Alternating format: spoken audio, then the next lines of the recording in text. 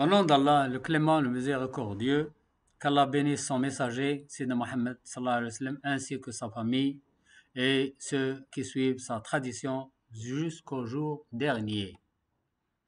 Depuis 14 siècles, et avant que Dieu Tout-Puissant ne bénisse l'humanité avec la plus grande grâce, c'est la révélation du Saint-Coran sur le sceau des prophètes et des messagers. Que Dieu le bénisse. Les Arabes n'étaient que des groupes désespérés ou dispersés et des tribus qui ne s'entendent pas. Ils sont devenus des frères qui s'aiment et des compagnons harmonieux. Ils rachètent les uns les autres avec tous les sacrifices.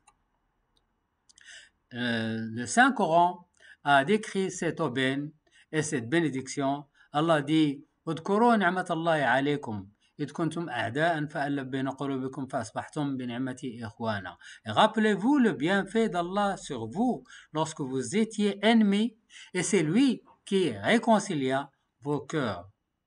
Chacun n'était loyaliste qu'à sa tribu, qu'il soutient pour l'extravagance avant la justesse, et personne ne pouvait que répondre au secours de son frère dans la tribu, sans preuve ni justification pour ses paroles, comme a dit quelqu'un qui les a décrits. Ils ne demandent pas à leur frère, lorsqu'ils mentionnent dans une détresse, une preuve sur ce qu'il a dit.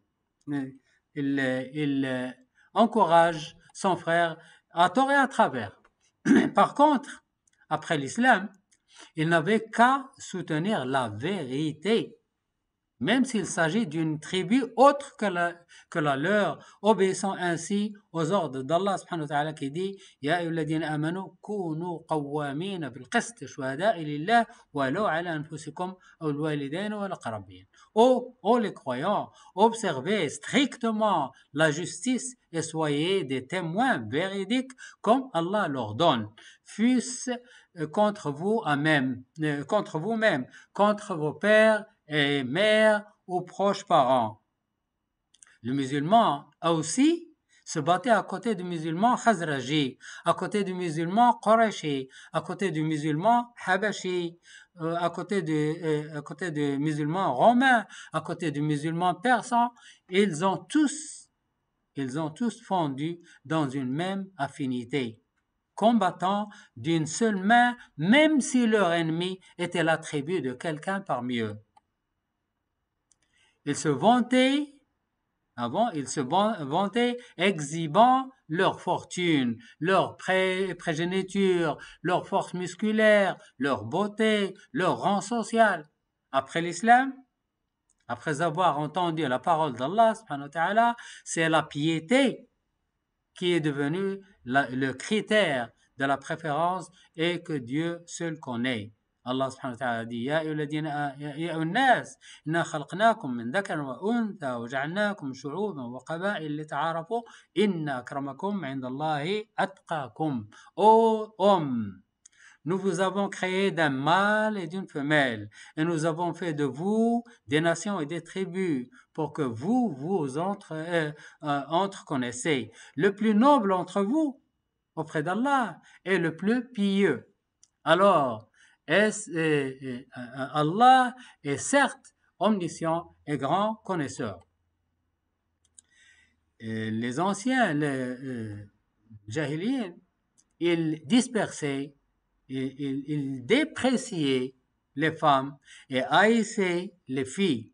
Allah subhanahu wa ta'ala dit وإذا بشر أحد بالأنثى ظل وجهه مسودا وهو كظيم يتوارى من القوم من سوء ما بشر به أيمسكوا على هون أم يدسوا في التراب ألا ساء ما يحكمون. Et lorsque on annonce à l'un d'eux une fille, son visage s'assombrit et une rage profonde l'envahit, il se cache des gens à cause du malheur qu'on lui a annoncé. Doit-il la garder malgré la honte ou l'enfouira-t-il dans la terre? Combien est mauvais leur jugement. Il les méprisait il méprisait les femmes et les filles et les considérait comme rien. Puis, ils les ont honorés. En l'islam, ils les ont honorés. Ils leur ont délégué une part de l'héritage et ils les ont valorisés. Pourquoi pas alors qu'Allah subhanahu wa ta'ala a imposé une part dans les versets concernant l'héritage. Allah subhanahu wa ta'ala dit لِلرِّجَالِ نَصِيبٌ مِّمَّا تَرَكَ الْوَالِدَانُ وَالْأَقْرَبُونَ وللنساء نصيب مما ترك الوالدان والأقربون مما قل منه أو كثر نصيبا مفروضا. Ô homme, reviens une part de ce qu'ont laissé les pères et mères ainsi que les proches, et aux femmes une part de ce qu'ont laissé les pères et la mère ainsi que les proches, que ce soit peu ou beaucoup, une part fixée.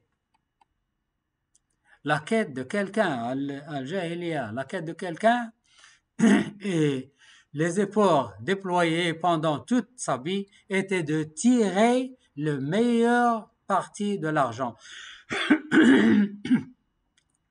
Le meilleur parti de l'argent, les chameaux, les moutons et le prestige. Après l'islam, l'ultime espoir de quelqu'un est devenu être martyr pour l'amour de Dieu. Allah subhanahu wa ta'ala dit من المؤمنين رجال صدقوا ما عاهدوا الله عليه فمنهم من قضى نحبه ومنهم من ينتظر وما بدلوا تبديلا. Il est parmi les croyants des hommes qui ont été sincères dans leur engagement envers Allah. Certains d'entre eux ont atteint leur fin et d'autres attendent encore et ils n'ont inférieur. Arrive enfin en islam le Coran pour pallier à ce problème social et lui trouver une solution tout en demandant aux gens de se réconcilier car tous les musulmans sont des frères. Allah subhanahu wa ta'ala dit إنما المؤمنون إخوة فأصلحوا بين أخويكم واتقوا الله لعلكم ترحمون. Les croyants ne sont que des frères. Établissez la concorde entre vos frères. Avant, les tribus étaient instables. La tribu attaquait une autre tribu pour prendre son eau et asservir les hommes et profaner les femmes. Ainsi, leur société manquait de sécurité jusqu'à l'arrivée de l'islam, l'arrivée du Coran qui a instauré la sérénité pour toute la société.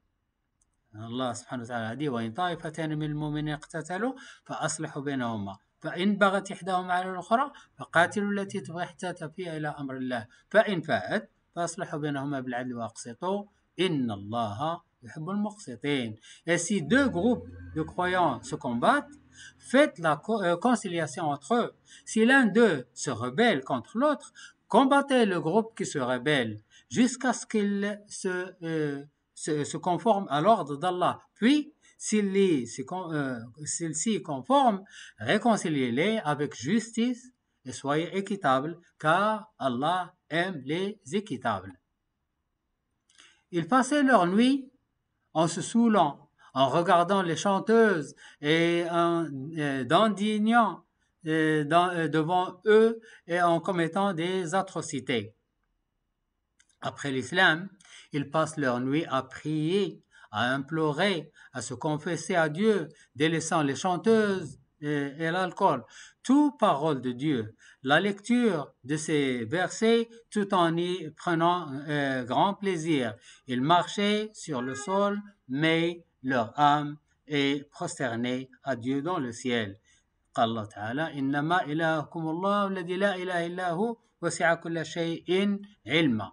En vérité, votre Dieu, votre seul Dieu est Allah, en dehors de qu'il n'y a point de divinité.